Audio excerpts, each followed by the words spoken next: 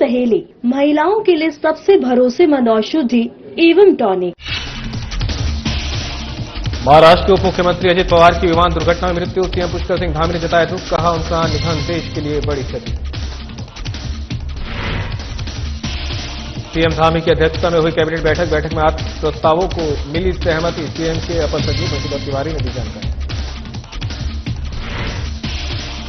Cabinet मंत्री गणेश जोशी का जन्मदिवस, छात्र छात्राओं को वितरित की खेल सामग्री।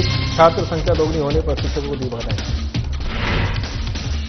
ऋषिकेश पहुंचे डीएम सविन बंसल, गंगा में गिर रहे गंदे नाले का किया निरीक्षण। नाले के संबंध में अधिकारियों से किया विचार विमर्श। सड़क सुरक्षा समिति की बैठक आयोजित। डीएम नितिका खंडेलवाल ने की बैठक की अध्यक्षता। सभी संबंधित विभागों के अधिकारियों को दिए निर्देश।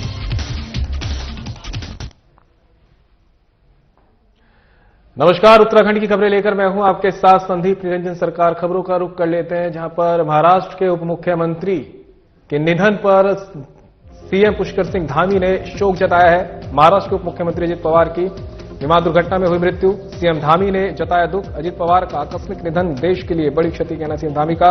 ईश्वर शोक संतप्त परिजनों को दे संबल। अजित पवार का समाज सेवा में रहा लंबा कालखंड। अजित पवार के निधन से समर्थकों, पार्टी और शुभचिंतकों को पहुंचा आघात।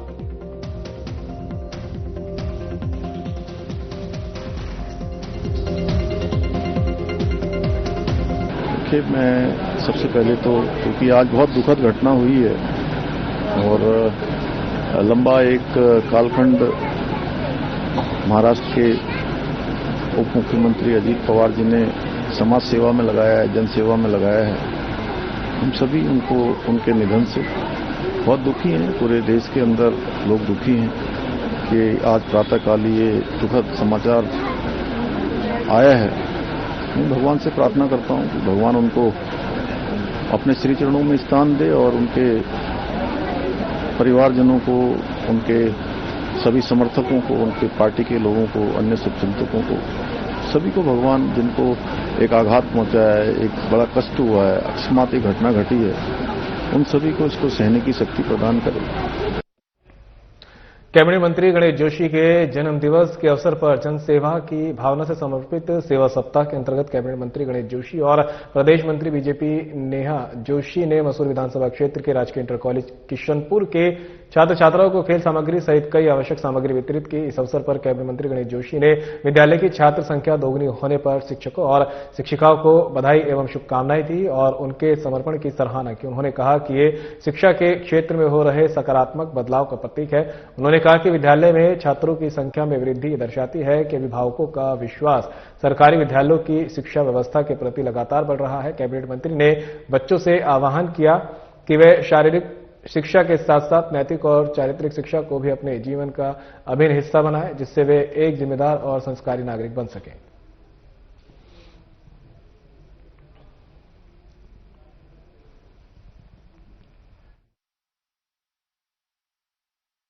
आज हम यहाँ पर उपस्थित हुए हैं जिनके जन्मदिन को सेवा सप्ताह के रूप में इस पूरे विधानसभा क्षेत्र में मनाया जा रहा है। ऐसे हमारे बहुत ही सम्मानित विधायक, उत्तराखंड सरकार में कैबिनेट मंत्री आदरणीय गणेश जोशी जी हमारे साथ।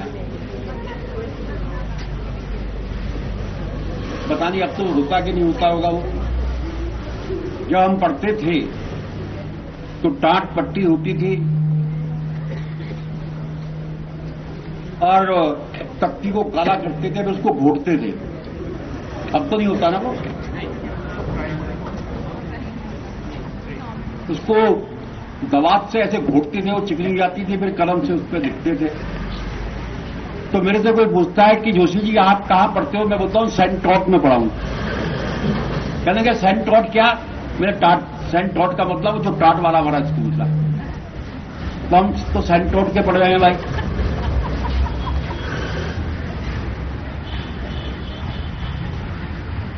अभिभावक कुछ हंस रहे हैं।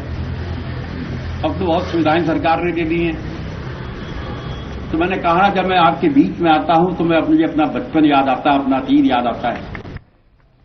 तो वहीं अतिक्रमण पर सीएम धामी का आया बयान। खबर आप तक पहुंचा रहे, जहां पर अतिक्रमण पर सीएम पुष्कर सिंह धामी का बयान सामने आया है। खबर पहुंचा रहे आप तक, जहां पर अतिक्रमण पर सीएम धामी का बयान। अवैध अतिक्रमण पर कानून के दायरे में करे कार्रवाई, सबके लिए कानून बराबर, नियमानुसार चल रहा अतिक्रमण अभियान। प्रशासन को दे अवैध कब्जों की जानकारी, व्यवस्था के तहत हो रहे प्रशासनिक कार्य, बिना कानूनी प्रक्रिया के नहीं हटाए गए हैं अवैध निर्माण।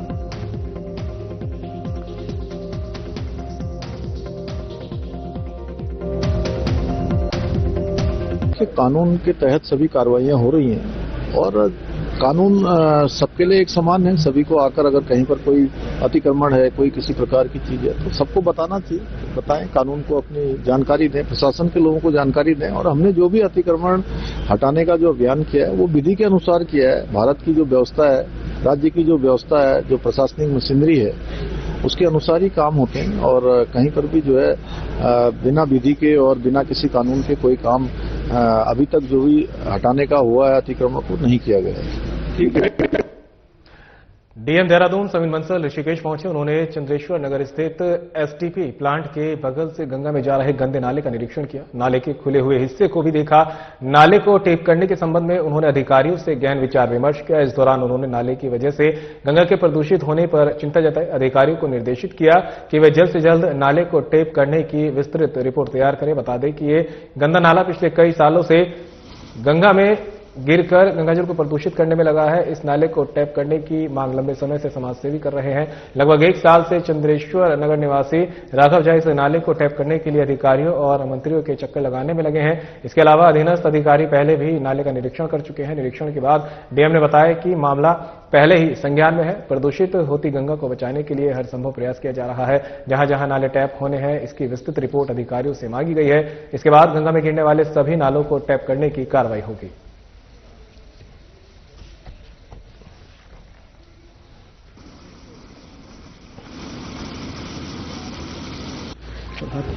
देखिए, जो हमारी गंगा नदी में जो प्रवाहित हो रहा है जल, वो स्वच्छ होना चाहिए। यदि किसी प्रतिष्ठान या हमारा यूज वाटर भी है हैबिटेशन से, तो वो ट्रीटेड होना चाहिए। पहले इन द फर्स्ट प्लेस तो हमारा सीवरेज नेटवर्क अभी पूरा क्षेत्र कवर कर रहा है, लेकिन जहां पर अभी प्रक्रिया गतिमान है तो उसके चलते जो हमारा एसटीपी कैटर नहीं कर पा रहा जिस पोर्शन को, तो उस पोर्शन को हमें मिनिमाइज करना है, प्रिवेंट करना है कि वहां पर कोई भी दूषित जल ना आने पाए। तो उसके लिए ही जो हमारा IND प्लान है, इंटरसेप्शन एंड ड्रेनेज, या हमारा एसटीपी को अपग्रेडेशन का एक्शन प्लान है, या फिर हमारे एनफोर्समेंट एक्शंस हैं, जो प्रतिष्ठान और हैबिटेशंस वहां पर अनट्रीटेड वे में एफ्लुएंट्स को प्रवाह कर रहे हैं। तो ये तीनों जो हमारे स्टेप्स हैं ये साइमल्टेनियसली टेकअप किए जाएंगे और इसकी MNA नगर निगम और हमारे SDM एक विस्तृत रिपोर्ट तैयार कर रहे हैं, जिसको हम शासन को संस्तुति सहित पेश करेंगे। तो वहीं कांग्रेस प्रदेश अध्यक्ष गणेश गौदियाल ने की प्रेस कॉन्फ्रेंस। ये खबर आप तक पहुंचा रहे, जहां पर कांग्रेस प्रदेश अध्यक्ष गणेश गौदियाल ने प्रेस कॉन्फ्रेंस की है। राष्ट्रीय कांग्रेस मुख्यालय नई दिल्ली में कांग्रेस प्रदेश अध्यक्ष गणेश गौदियाल की प्रेस वार्ता। अंकिता भंडारी मामले को लेकर की महत्वपूर्ण वार्ता। अंकिता भंडारी मामले की जांच CBI को सौंपी गई है या नहीं, अभी तक नहीं हुआ स्पष्ट। सीएम ने 15 दिन पहले की थी CBI जांच की घोषणा। CBI को भेजे गए प्रतिवेदन में क्या है, टर्म्स ऑफ रेफरेंस। इस मामले में काल्पनिक स्थिति पर जांच करवाना चाहती है सरकार। VIP को सर्विस देने से मना करने पर एक लड़की की गई जान।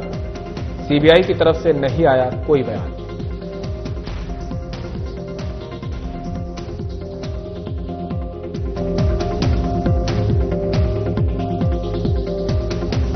ये है, आज करीब 15-17 दिन बीत जाने के बाद, मुख्यमंत्री जी के ऐलान के बाद 15-17 दिन बीत जाने के बाद यह स्पष्ट नहीं है कि उत्तराखंड की सरकार ने CBI जांच की संस्तुति की है कि नहीं की है।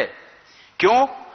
क्योंकि इसको कोई नोटिफिकेशन पब्लिक डोमेन में नहीं आया, कोई बात पब्लिक डोमेन में, उनका जो CBI को जो प्रतिवेदन भेजा जाता है सरकार के द्वारा, वो पब्लिक डोमेन में नहीं आया। मैंने कई बार देहरादून में प्रेस वार्ता आयोजित करके इस बात को मुख्यमंत्री से पूछा है कि मुख्यमंत्री ने जो ऐलान किया था कि हम इसकी सीबीआई जांच करेंगे, उसको सार्वजनिक करें कि उन्होंने किया कि नहीं किया। लेकिन अभी तक मुख्यमंत्री जी ने हमारे प्रश्नों का उत्तर देना उचित नहीं समझा, उत्तराखंड की सरकार ने हमारे प्रश्नों का उत्तर देना उचित नहीं समझा। पब्लिक डोमेन में जो प्रतिवेदन सीबीआई को भेजा जाना चाहिए था उसको सार्वजनिक नहीं किया। हम ये भी जानना चाहते हैं कि जो उसमें टर्म्स ऑफ रेफरेंस हैं, अगर भेजा है तो वो प्रतिवेदन अगर भेजा है तो उसमें टर्म्स ऑफ रेफरेंस क्या हैं, उनको सार्वजनिक किया जाना चाहिए। बहरहाल कोशिश जो मुझे पता चला अनऑफिशियली जो कोशिश है सरकार की, वो कोशिश ये है कि एक हाइपोथेटिकल सिचुएशन पे जांच बिठा दी जाए। और हाइपोथेटिकल सिचुएशन क्या थी कि ये जो नई एफआईआर हुई है उसके आधार पर केस को इस तरह बनाया जाए कि क्या कोई वीआईपी था। स्पष्ट रूप से यह हाइपोथेटिकल जो सिचुएशन है उसकी जांच करने का जो मकसद है वो जांच को भटकाना है। क्योंकि हाइपोथेटिकल इसलिए है ये सिचुएशन कि क्या था, ये हाइपोथेटिकल है, लेकिन वीआईपी था ये यथार्थ है। जांच यथार्थ की होनी चाहिए कि इस केस में ये जो कुछ हुआ किसी वीआईपी के लिए एक लड़की की जान ली गई है, तो जांच इस पर होनी चाहिए थी। जब हमने ये बात कही तो सरकार ने कदम पीछे खींच दिया और आज तक इस बात का पता नहीं चल पाया कि इस जांच को सरकार ने आगे सीबीआई को बढ़ाया, नहीं बढ़ाया, और सीबीआई ने भी इसको एंडोर्स नहीं किया। डीएम टिहरी नितिका खंडेलवाल ने जिला कलेक्ट्रेट स्थित वीसी कक्ष में जिला स्तरीय सड़क सुरक्षा समिति की समीक्षा बैठक की। बैठक में डीएम ने यातायात और सड़क सुरक्षा व्यवस्था के अंतर्गत किए गए कार्यों और गत बैठक में दिए गए निर्देशों के अनुपालन की विस्तृत समीक्षा की है। डीएम ने सभी संबंधित विभागों के अधिकारियों को निर्देशित किया है कि चारधाम यात्रा मार्गों का संयुक्त सर्वेक्षण कर आवश्यक सुधारों से संबंधित परिवर्तन प्रस्तावों की संकलित रिपोर्ट शीघ्र उपलब्ध कराते हुए कार्य पूरा किया जाए। उन्होंने बीआरओ को निर्देश दिए कि अनावश्यक साइनेज और विज्ञापन पोस्टर हटाने की कार्रवाई करे। एआरटीओ सत्येंद्र राज ने बताया कि माह दिसंबर 2025 में उपजिलाधिकारी परिवहन विभाग और पुलिस ने 30 संयुक्त चेकिंग अभियान, जबकि पुलिस और आरआई द्वारा 17 संयुक्त चेकिंग अभियान संचालित किए गए। बताया कि वाहन दुर्घटनाओं की रोकथाम के दृष्टिगत NH7 पर साकनीधार और NH34 पर साबली ANPR कैमरे लगाए जाने प्रस्तावित है, जिनके लिए अनापत्ति प्रमाण पत्र प्राप्त किया जाना है।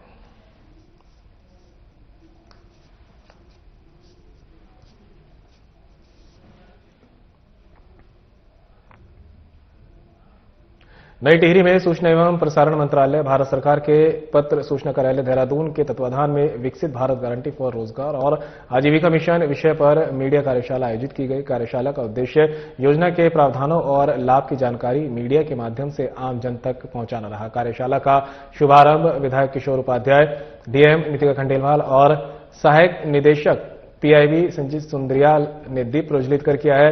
विधायक किशोर उपाध्याय ने कहा कि विकसित भारत गारंटी फॉर रोजगार और आजीविका मिशन समाज के अंतिम छोर पर खड़े व्यक्ति के लिए रोजगार और आय सुरक्षा सुनिश्चित करने की दिशा में एक महत्वपूर्ण पहल है। डीएम नितिका ने कहा कि मनरेगा के नए स्वरूप में विकसित भारत रोजगार और आजीविका गारंटी मिशन को लागू करते समय आने वाली व्यवहारिक समस्याओं को स्पष्ट कर शासन स्तर पर प्रस्तुत किया जाएगा, ताकि योजना का लाभ पात्र लाभार्थियों तक सुचारू रूप से पहुंच सके। सहायक निदेशक पीआईबी संजीव सुंदरियाल ने विकसित भारत जीरामजी अधिनियम के उद्देश्यों पर प्रकाश डालते हुए बताया कि इस अधिनियम का मुख्य उद्देश्य ग्रामीण क्षेत्रों में रोजगार सृजन करना एवं परिवारों की आय सुरक्षा को मजबूत बनाना है।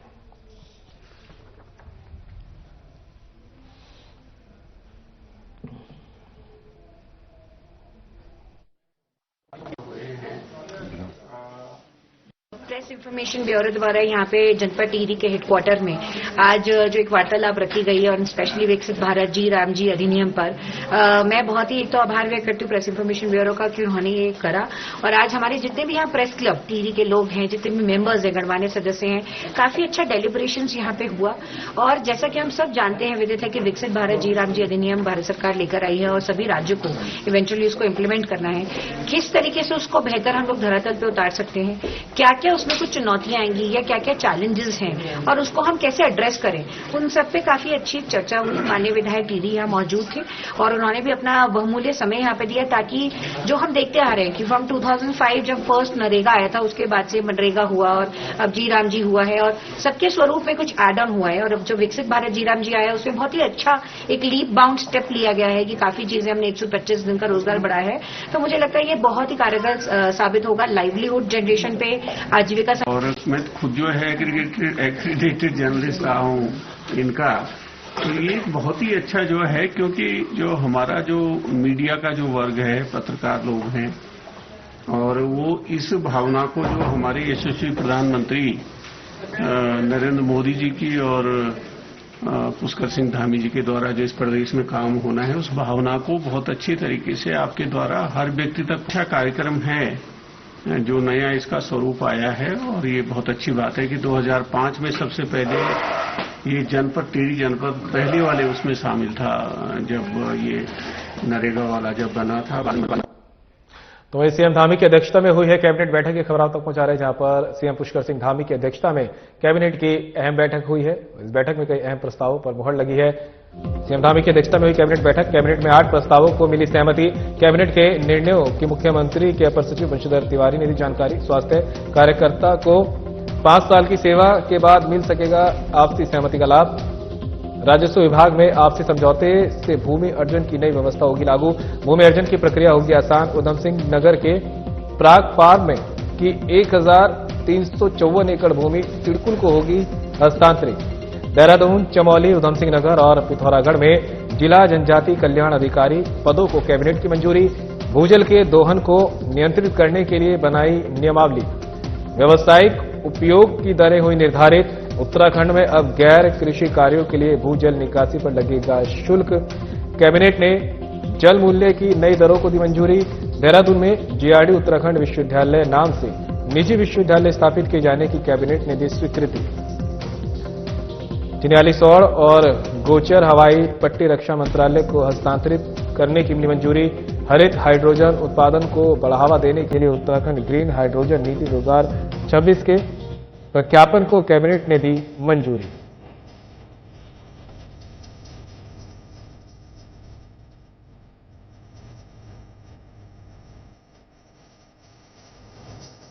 आठ प्रस्ताव प्रस्तुत किए गए थे, जिस पर सभी पर माननीय मंत्रिमंडल का अनुमोदन प्रदान किया गया। इसमें पहला जो प्रस्ताव है वो चिकित्सा स्वास्थ्य एवं चिकित्सा शिक्षा विभाग का है। चिकित्सा स्वास्थ्य एवं परिवार कल्याण विभाग उत्तराखंड के ऐसे स्वास्थ्य कार्यकर्ता और स्वास्थ्य पर्यवेक्षक जिन्होंने अपने मूल संवर्ग में न्यूनतम 5 वर्ष की संतोषजनक सेवा पूर्ण कर ली हो, को संपूर्ण सेवा काल में एक बार म्यूचुअल अंडरस्टैंडिंग के आधार पर जनपद परिवर्तन करने की अनुमति उनको प्रदान की जाएगी। हाँ, एक ही जिले में नहीं। उत्तराखंड निजी विश्वविद्यालय अधिनियम 2003 में संशोधन किए जाने के संबंध में राज्य को शिक्षा के हब के रूप में विकसित करने के उद्देश्य से उच्च शिक्षा के क्षेत्र में निजी क्षेत्र की भागीदारी को प्रोत्साहित करने हेतु राज्य सरकार द्वारा यह विनिश्चय किया गया है कि जनपद देहरादून में जीआरडी उत्तराखंड विश्वविद्यालय नाम से निजी विश्वविद्यालय स्थापित किया जाना है। उक्त विश्वविद्यालय का लक्ष्य शिक्षा का अभिनवीकरण, अध्यापन और ज्ञानोपार्जन की नवीन पद्धति के लिए और व्यक्तित्व के समग्र विकास को प्रशस्त करना, सामाजिक और आर्थिक रूप से वंचित वर्ग को शिक्षा प्रदान करना, राज्य विषयक शोध कार्यों को प्रोत्साहित करने के उद्देश्य से ये प्रस्ताव आया था, जिसे माननीय मंत्रिमंडल ने मंजूर किया। राज्य के जनपद उत्तरकाशी स्थित चिन्यालीसौड़ हवाई पट्टी एवं चमोली स्थित गोचर हवाई पट्टी को भारतीय वायुसेना, रक्षा मंत्रालय, भारत सरकार व उत्तराखंड सरकार के मध्य उच्च स्तरीय बैठकों में सहमति के आधार पर सामरिक दृष्टि महत्वपूर्ण हवाई पट्टियों को संयुक्त रूप से नागरिक व सैन्य संचालन के उद्देश्य से एडवांस लैंडिंग ग्राउंड लीज के आधार पर रक्षा मंत्रालय, भारत सरकार को हस्तांतरित किए जाने की सहमति प्रदान की गई। ये प्रस्ताव उड्डयन विभाग का था, यानी कि ये दोनों हवाई पट्टी जो है राज्य सरकार और रक्षा मंत्रालय दोनों लोग मिलकर के ऑपरेट करेंगे। उत्तराखंड राज्य में गैर कृषि कार्य, कृषि एवं कृषि संबंधित कार्यों तथा राजकीय पेयजल व्यवस्था को छोड़कर उपयोग हेतु भूजल के निकास पर जल मूल्य प्रभार की दरें लागू किए जाने के संबंध में प्रस्ताव आया था, जिसमें भूजल के अनियंत्रित दोहन को सीमित करने के उद्देश्य से औद्योगिक इकाइयों एवं अन्य व्यावसायिक उपयोग यथा residential apartment, group housing society, hotel, water amusement park वाहन धुलाई सेंटर, स्विमिंग पूल इत्यादि हेतु सुरक्षित क्षेत्र, अर्ध गंभीर क्षेत्र, गंभीर क्षेत्र एवं अधिदोहित क्षेत्र की जल मूल्य प्रभार की दरों को लागू किया जाने का प्रस्ताव था। वाणिज्यिक, औद्योगिक, संरचनात्मक और residential apartments, group housing society हेतु पंजीकरण शुल्क 5,000 दिए होगा। जनपद उधम सिंह नगर स्थित प्राग फार्म की 1354.14 एकड़ भूमि को औद्योगिक आस्थान विकसित किए जाने हेतु सिडकुल को हस्तांतरित की गई थी। इसमें आज एक प्रस्ताव उद्योग विभाग के द्वारा, इसमें राजस्व विभाग के द्वारा आया था, जिसमें ये प्रस्ताव था कि शासनादेश की सर संख्या 6 में प्रसंगत भूमि को किसी व्यक्ति एवं संस्थान या संगठन को बेचने, पट्टे पर देने अथवा किसी अन्य प्रकार से हस्तांतरित करने का अधिकार नहीं होगा सिडकुल को। कनखल थाना क्षेत्र के पंजनहेड़ी गांव में गोली चलने से अफरा तफरी मच गई। इस दौरान हरिद्वार जिला पंचायत उपाध्यक्ष अमित चौहान के भाई सचिन चौहान को संदिग्ध परिस्थितियों में गोली मार दी गई। गोली लगने से सचिन चौहान और एक ग्रामीण गंभीर रूप से घायल हो गए, जिन्हें तत्काल उपचार के लिए अस्पताल में भर्ती कराया गया। दोनों को जिला अस्पताल से हायर सेंटर रेफर किया गया। वहीं घटना की सूचना मिलते ही एसपी सिटी अभय प्रताप सिंह समेत अन्य पुलिस अधिकारी मौके पर पहुंचे और स्थिति को नियंत्रित किया। हरिद्वार एसपी सिटी अभय प्रताप सिंह ने बताया कि प्रशासन की टीम सरकारी भूमि पर अवैध कब्जे की शिकायतों के मद्देनजर जांच करने मौके पर पहुंची थी। इसी दौरान दो पक्षों के बीच विवाद गहरा गया। एक पक्ष के अतुल चौहान और भाजयुमो के प्रदेश मंत्री तरुण चौहान के बीच कहासुनी के बाद हाथापाई हो गई। दोनों पक्षों के बीच बढ़ते तनाव के बाद अचानक फायरिंग की घटना हुई, जिसमें सचिन चौहान और किशनपाल को गोली लग गई। उन्होंने बताया कि पुलिस गहनता से मामले की जांच कर रही है। जल्द ही आरोपियों को गिरफ्तार किया जाएगा।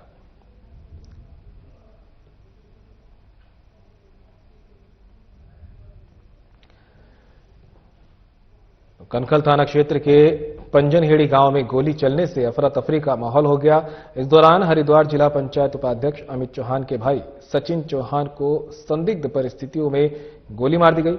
गोली लगने से सचिन चौहान और एक ग्रामीण गंभीर रूप से घायल हो गए, जिन्हें तत्काल उपचार के लिए अस्पताल में भर्ती कराया गया। दोनों को जिला अस्पताल से हायर सेंटर रेफर किया गया। वहीं घटना की सूचना मिलते ही एसपी सिटी अभय प्रताप सिंह समेत अन्य पुलिस अधिकारी मौके पर पहुंचे और स्थिति को काबू किया गया।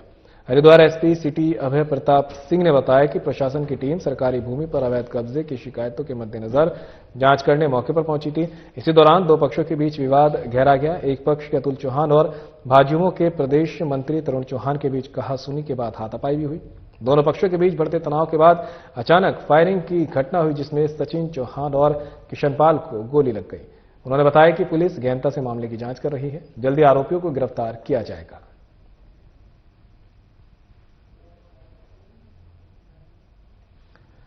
हरिद्वार से खबर आप तक पहुंचा रहे हैं, जहां पर कनखल थाना क्षेत्र के पंजनहेड़ी गांव में गोली चलने से अफरा तफरी मच गई है। इस दौरान हरिद्वार जिला पंचायत उपाध्यक्ष अमित चौहान के भाई सचिन चौहान को संदिग्ध परिस्थितियों में गोली मार दी गई है। गोली लगने से सचिन चौहान और एक ग्रामीण भी गंभीर रूप से घायल हो गए।